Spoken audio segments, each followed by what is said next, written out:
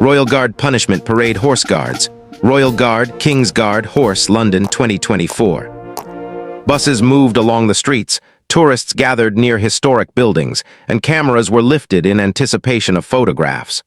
Horse Guards Parade stood firm and unchanged, just as it had for generations. The wide open space, surrounded by grand stone buildings, looked calm on the surface, but beneath that calm lived strict rules, deep history, and unspoken pressure. Among the royal guards on duty that day was a young soldier who had trained for years to earn his position. He stood tall in his uniform, posture straight, eyes forward and face still. From the outside, he looked no different from the others, disciplined, confident, and unmoving. To the public, he was part of a famous tradition, a symbol of Britain's past and present. To himself, he was a man carrying responsibility heavier than the uniform he wore.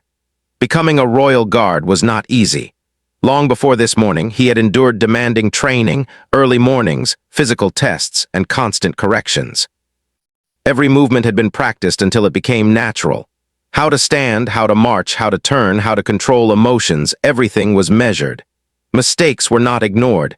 They were corrected immediately because precision was not optional. It was the standard. That morning felt routine. He arrived early, checked his equipment, and joined the rest of the unit. The horses nearby shifted calmly, their presence adding both beauty and tension to the scene. Mounted guards prepared with the same seriousness, adjusting saddles and reins with careful hands. Officers moved quietly, observing everything without speaking much. There was no chaos, no noise, only order. As the guard took his position, he reminded himself of the rules just as he had every day before. Do not move unless ordered. Maintain focus. Ignore distractions. The crowds would grow larger as the hours passed. Children would wave. Phones would ring. Someone might shout or try to provoke a reaction. None of it mattered. Discipline meant control even when the world tried to break it. For a long time, everything went smoothly. The guard stood firm, breathing slow and controlled. His thoughts stayed focused on the task. The sounds around him blended into the background, footsteps, distant traffic, quiet voices. He had learned how to be present without reacting, how to exist without drawing attention to himself. But real life is never perfect, no matter how much one prepares. As time passed, the conditions subtly changed. The weather shifted slightly, and the pressure of standing still began to build. His body felt the strain, though his face showed nothing. The weight of the uniform, the stiffness of the boots, the tension in his muscles, all of it demanded endurance. This was part of the duty, something every guard understood and accepted. Then, during a brief moment that lasted only seconds, something happened. It was not dramatic. It was not loud. Most people around did not notice it at all. There was no clear sign to the crowd that anything was wrong. Yet within the strict world of the Royal Guard, the moment mattered deeply. A small breach of protocol occurred. It could have been a slight movement, a delayed response, or a reaction that was not perfectly aligned with the rules. To an ordinary person, it would have meant nothing. To trained eyes, it stood out clearly. Cameras may have missed it, but officers did not. The guard felt it instantly. Inside, his heart sank, not in panic, but in understanding. He knew the rules too well to pretend otherwise. He did not look around. He did not react emotionally. He returned to perfect stillness, hoping that the moment would pass quietly. Outwardly, nothing changed. Inwardly, he replayed the second again and again. He knew that discipline was not about avoiding mistakes completely. It was about how mistakes were handled. The Royal Guard system did not rely on shouting or public scenes. It relied on procedure. Every action had consequences, and those consequences followed a clear path. As the shift continued, the guard stayed focused. He did not allow the mistake to affect his performance. If anything, his control became even sharper. He reminded himself that duty did not end because of discomfort or regret. He stood as he was trained to stand until the assignment was complete.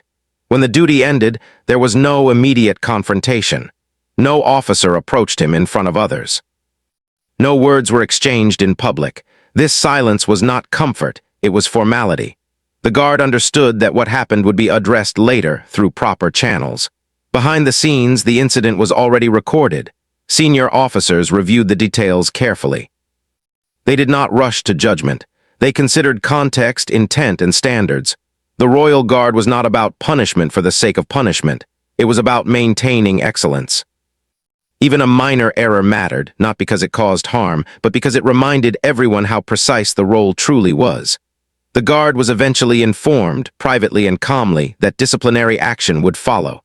There was no anger in the conversation, no raised voices. The message was clear and controlled. He listened without interruption, accepted responsibility, and acknowledged the decision. He knew this moment did not define his entire service, but it would become part of his journey. The form of discipline chosen was traditional and symbolic, a punishment parade. To the public, such a parade looked like another ceremonial display, polished and impressive. Few people understood its deeper meaning. Within the ranks, however, it carried weight. It was not designed to embarrass. It was designed to correct, to remind, and to reinforce the values that held the institution together. As the guard left the meeting, his emotions were steady but heavy. He did not feel shame in the way outsiders might imagine. Instead, he felt reflection. He thought about why the rules existed, about the trust placed in every guard, and about the long line of soldiers who had worn the same uniform before him. That evening, as London lights filled the streets and tourists moved on to other sights, Horse Guard's parade stood quiet once again. The stones beneath it had witnessed centuries of service, mistakes, discipline, and growth. One more story had been added, small in the history books, but meaningful to the man living it. The guard prepared himself mentally for what was to come. He knew the parade would test him, not physically alone, but emotionally.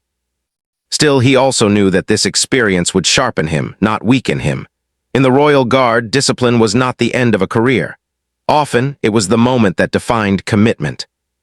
And so, with calm resolve, he stepped forward into the next chapter, understanding that every standard existed for a reason, and that true service meant accepting responsibility with dignity. The days following the incident passed quietly, but for the guard, they felt longer than usual. From the outside, nothing had changed. He still reported on time, followed orders, and carried himself with the same discipline as always. To anyone watching, he was simply another royal guard doing his duty. Inside, however, his mind stayed alert, aware that the process had begun and that every step from now on would be carefully observed.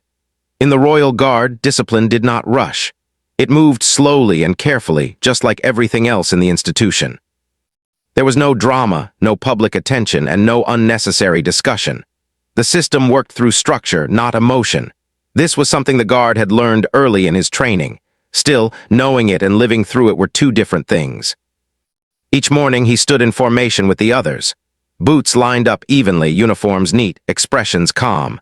Orders were given in firm, clear voices. The unit moved as one, every step practiced and controlled. Life continued exactly as it always had, and that was part of what made the experience difficult. There was no pause to process feelings, no break from responsibility. Duty came first. The guard noticed small things more than usual.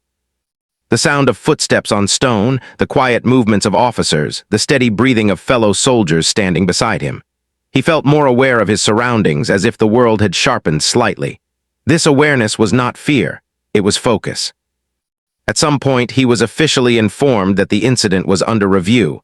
The message was brief and respectful. He was not asked to explain himself again. There was no argument, the facts were already known. He accepted the information with a calm nod, understanding that cooperation and professionalism mattered just as much now as during ceremonial duty. Behind closed doors, senior officers examined the situation carefully. They reviewed reports, considered the guard's service record, and discussed the appropriate response. In this environment, discipline was never personal. It was measured. A small mistake did not erase years of effort, but it also could not be ignored. Balance was key. The guard did not know every detail of these discussions, and he did not need to. Trust in the system was part of service. Still, uncertainty had its own weight. Not knowing exactly when the decision would be finalized created quiet tension. He reminded himself daily to stay present, to focus on tasks in front of him rather than what might come next. Among fellow guards, nothing was said openly. No one asked questions. No one offered advice unless it was related to duty. This silence was not coldness, it was respect. In the Royal Guard, privacy was valued. Everyone understood that today it was one person under review, and tomorrow it could be someone else. During off-duty hours, the guard found himself reflecting more than usual. He thought about his early days of training when instructors repeated the same message again and again. Small details matter. At the time, it had seemed strict, almost excessive.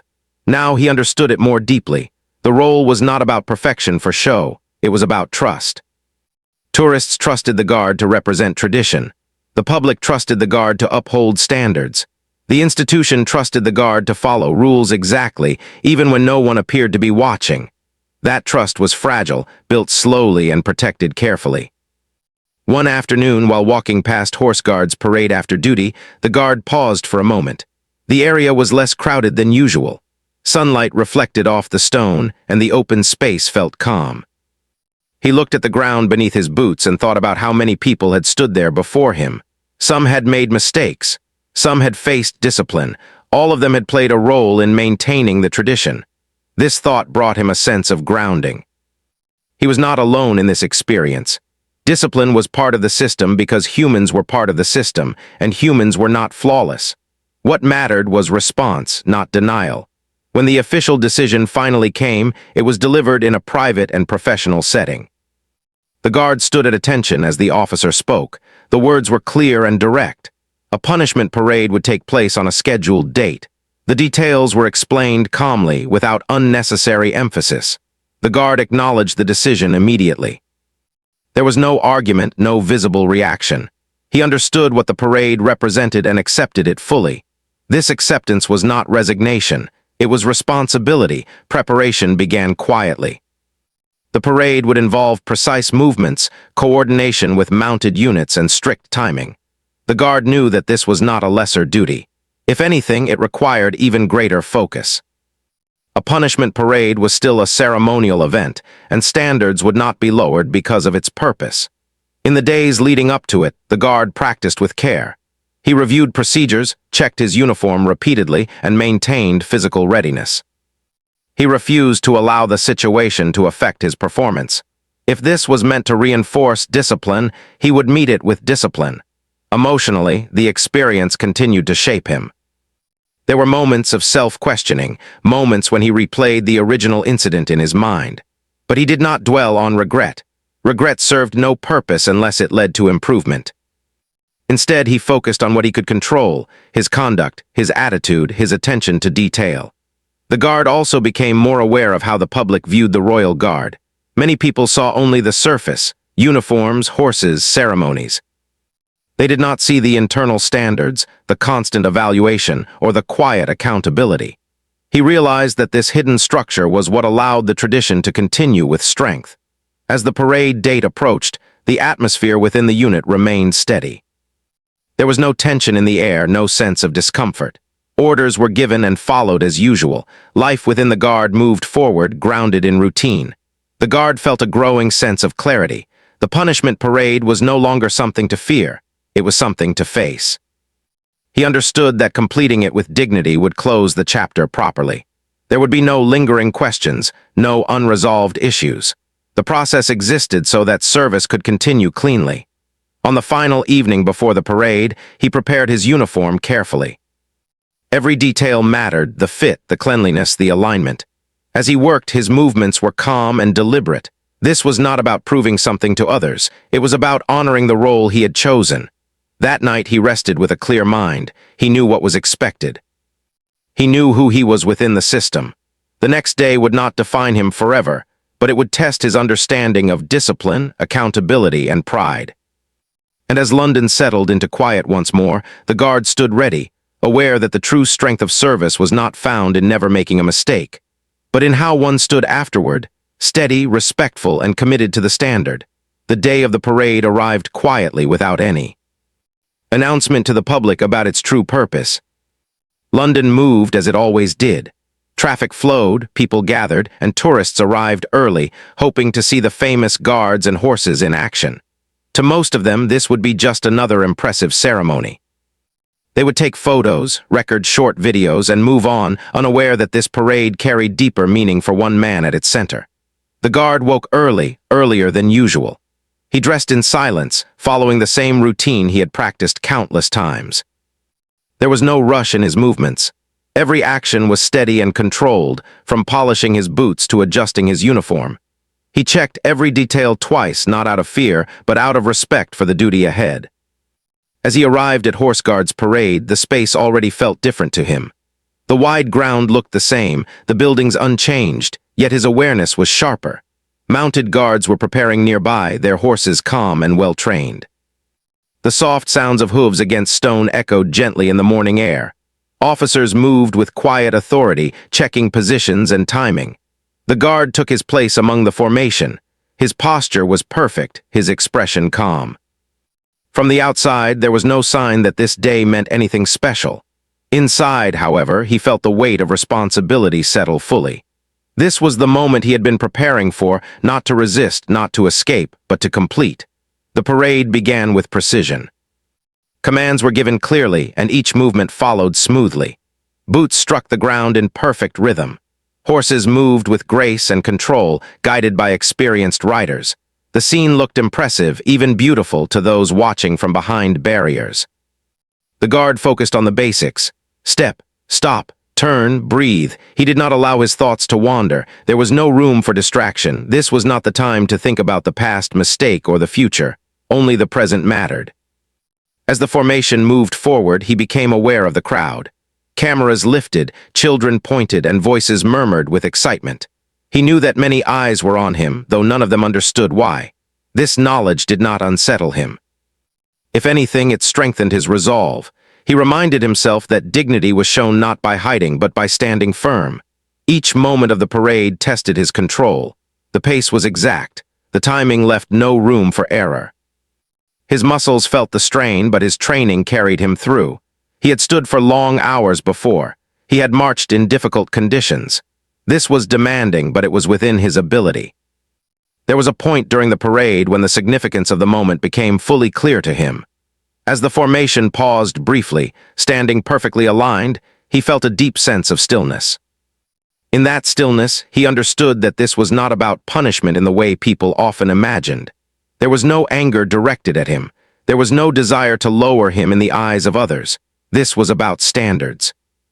The Royal Guard existed because standards were protected carefully, generation after generation. The parade was a reminder of those standards, made visible through tradition. By taking part in it with discipline and respect, he was not being separated from the unit. He was being reaffirmed as part of it. The parade continued and the guard maintained perfect focus. His breathing remained controlled. His gaze stayed fixed ahead. The world around him could have disappeared and he would not have noticed. Every ounce of attention was placed into movement and posture. Mounted guards passed nearby, their horses steady and alert. The coordination between foot soldiers and mounted units reflected months of training and trust. This cooperation reminded the guard that service was never individual. Each person's conduct affected the whole. As the parade reached its final stages, the physical challenge grew. Fatigue began to appear at the edges of his awareness, but he did not allow it to take control.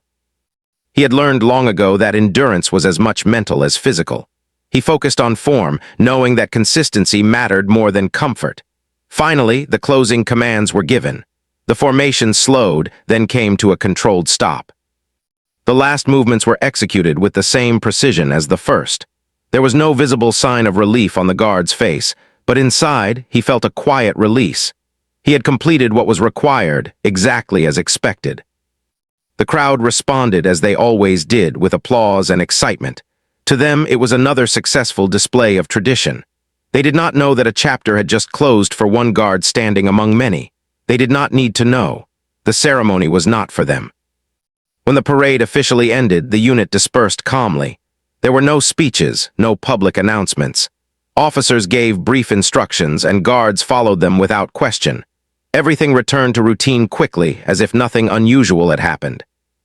The guard moved away from the parade ground with steady steps. His role in the event was complete. There was no moment of celebration, but there was no sense of loss either. What he felt most clearly was balance. The system had worked as intended. Later, in a private moment, an officer acknowledged the completion of the parade. The words were few and professional. There was no lecture, no extended discussion. The message was clear. The matter was considered resolved. Service would continue. This simple acknowledgement carried more weight than any long conversation could have. It marked the end of a process and the return to normal duty. The guard accepted it with a calm nod, maintaining the respect expected of him. As the day moved on, he reflected quietly on the experience. The parade had tested his discipline, but it had also strengthened it. He realized that accountability did not weaken tradition, it protected it. By addressing even small errors seriously, the Royal Guard preserved its reputation and integrity. That evening, as Horse Guard's parade emptied and the city lights began to glow, the guard walked past the open space once more. The ground looked peaceful again, as if nothing significant had occurred. Yet for him, the place held new meaning.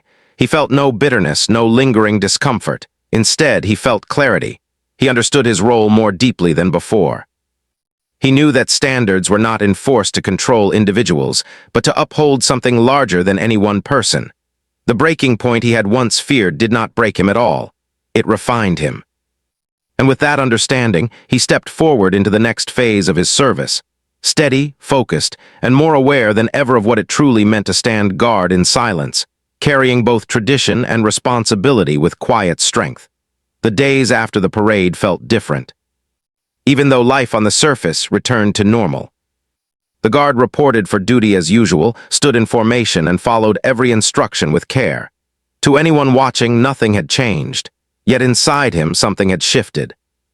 The experience had settled into his thoughts, not as a heavy burden, but as a quiet lesson that stayed with him through each moment of the day.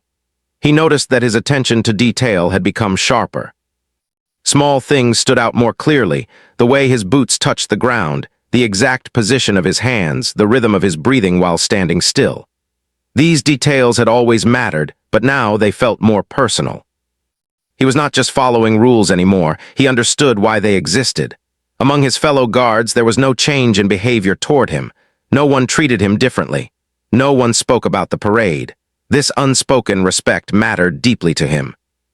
It showed that discipline was not meant to isolate or label anyone. Once the process was complete, the past stayed in the past. During long periods of standing guard, when the world slowed down and time seemed to stretch, he reflected quietly. He thought about how easy it was for people outside the service to misunderstand discipline. Many believed it was harsh or cold. But from the inside, he saw it as something steady and fair. It gave structure to a demanding role and allowed trust to exist. There were moments when fatigue returned, just as it always did. Standing still for long hours was never easy. But now, when discomfort appeared, he faced it with a calmer mindset. He reminded himself that endurance was not just about strength. It was about patience and control. One afternoon, as tourists gathered near his post, he noticed a young child staring at him with curiosity. The child smiled and waved, and though the guard did not respond, he felt the meaning of his role more strongly than ever. To that child, he was not a soldier who had faced discipline. He was simply a guard, standing tall and steady, representing something larger than himself. This realization stayed with him. He understood that the public did not need to know his personal journey. What mattered was how he carried himself now. Every day on duty was a fresh opportunity to uphold the standard. In private moments, he continued to learn from the experience. He recognized how close attention and humility worked together. Accepting correction did not make someone weaker. It made them more aware. This understanding changed the way he approached his duties. He listened more closely, observed more carefully, and responded more precisely. The guard also noticed subtle changes within himself outside of duty. He was calmer in general, less rushed in thought. He trusted the process more, not just within the service, but in life. He understood that growth often came through challenge, not comfort. Senior officers observed him quietly, as they did with all guards. They noticed his consistency, his focus, and his professionalism. No praise was given openly because praise was rare and carefully measured, but the absence of concern spoke clearly. He was doing exactly what was expected of him. As weeks passed, the memory of the parade began to fade into the background. It did not disappear completely, but it no longer carried emotional weight. It became part of his experience, like training days or long shifts, important but not defining. One evening, after completing his duty, he walked through the area near Horse Guard's parade. The space was quieter now, with fewer people around. The stone buildings reflected the soft light of the setting sun. He paused briefly, not to dwell on the past, but to acknowledge how far he had come since that day. He realized that the most important part of the experience was not the parade itself, but what followed. Growth happened afterward in the quiet return to routine. It happened in the small choices he made every day to stay focused, to remain disciplined, and to respect the role he had earned. The guard understood that service was not about avoiding mistakes at all costs. It was about meeting responsibility with honesty and strength. The system had given him a clear path to move forward, and he had taken it fully. As he continued his duties, his confidence felt more grounded. It was no longer just confidence in his training, but confidence in his ability to learn and adapt. He knew that challenges would come again in the future. That was part of the role. But now he trusted himself to face them calmly. The traditions he represented felt more real to him than ever. They were not just ceremonies and uniforms. They were values passed down through time, discipline, respect, and quiet dedication. By living those values daily, he honored those who had stood before him and those who would stand after. Life within the Royal Guard moved forward steadily. Duties changed, shifts rotated, and seasons passed. The guard remained where he belonged, standing watch with the same calm presence expected of him. The experience had not slowed him down. It had strengthened his sense of purpose. In moments of stillness, when the world seemed distant and quiet, he felt a deep sense of balance. He knew who he was within the system, he knew what was expected, and he knew that he could meet those expectations with dignity. The parade had been a moment of correction, but what followed was a period of growth. Through consistency and commitment, he proved, to himself more than anyone else, that accountability did not limit him. It refined him. And as he continued to stand guard, silent and steady, he carried that lesson with him, not as a reminder of a mistake, but as a quiet source of strength that would guide him through every future duty. Time continued to move forward, steady and calm, just like the guard himself. The experience he had gone through no longer felt close, yet it had not disappeared. It lived quietly within him, shaping how he approached each day. He no longer thought about it as something that happened to him, but as something that helped form him. Each morning, when he put on his uniform, he did so with a renewed sense of meaning. The weight of the fabric on his shoulders reminded him that the role he held was not just ceremonial. It was built on responsibility, trust, and consistency. He understood now that tradition survived not because it never bent, but because it corrected itself when needed. Standing guard became less about endurance and more about presence. He learned to be fully aware of each moment without tension. His posture remained strong, but his mind was calm. The silence that once felt heavy now felt steady. In that silence he found clarity. Visitors continued to arrive every day. Some were seeing the guards for the first time, while others returned again and again, drawn by the discipline and history. The guard noticed how people watched closely, fascinated by stillness in a world that rarely paused. He realized that what they saw was not just tradition, but control and patience. He carried himself with quiet confidence, not because he wanted to prove anything, but because he knew who he was. He had faced accountability and come through it with dignity. That knowledge gave him strength that did not depend on recognition. Over time, opportunities within the unit continued as normal. Duties rotated, responsibilities shifted, and training continued. The guard remained focused, always attentive, always professional. There was no special treatment, no lasting mark against him. The system had done what it was designed to do and then moved on. This fairness deepened his respect for the institution. He understood that discipline was not about holding people back. It was about ensuring everyone moved forward together, aligned with the same standards. In quiet conversations with himself, he reflected on how easily one moment could teach a lifetime lesson. The original mistake had been small, but the lesson was large. It taught him that excellence was not only about skill, but about awareness, about noticing small details before they became larger problems. As months passed, the memory of the parade softened even more. It no longer carried emotional weight. It became a reference point, a reminder of growth rather than discomfort. He could think about it calmly, without tension or regret. There were moments when younger guards joined the unit, still learning the rhythm of duty. Watching them reminded him of himself at the beginning, focused, eager, and still discovering what the role truly demanded. He never spoke about his own experience unless asked, and even then his words were measured. Discipline, he knew, was something each person had to understand for themselves. The guard found satisfaction in consistency. Day after day he showed up, stood firm, and carried out his role. There was pride in this repetition, in doing something well even when no one was paying attention. Especially when no one was paying attention. One evening, as the city slowed and the crowds thinned, he stood watch under a soft sky. The sounds of London felt distant, muted by the calm of the moment. He felt connected not just to the present, but to the long line of guards before him. Men who had stood in the same place, faced similar challenges, and learned similar lessons. This connection filled him with quiet respect. He was part of something that lasted beyond individual moments, beyond mistakes, beyond recognition. When his duty ended that day, he walked away from his post with the same steady steps he always had. But inside, he felt complete. Not perfect, not finished, but grounded. He knew his place and he knew his purpose. The experience had shown him that honor was not fragile. It did not disappear with one mistake. It was shaped by how responsibility was accepted and how standards were upheld afterward. True discipline, he learned, was not about fear. It was about consistency and respect. As time went on, the guard continued his service with the same dedication. Life within the Royal Guard remained demanding, but he was prepared for it. Challenges no longer unsettled him. They sharpened his focus.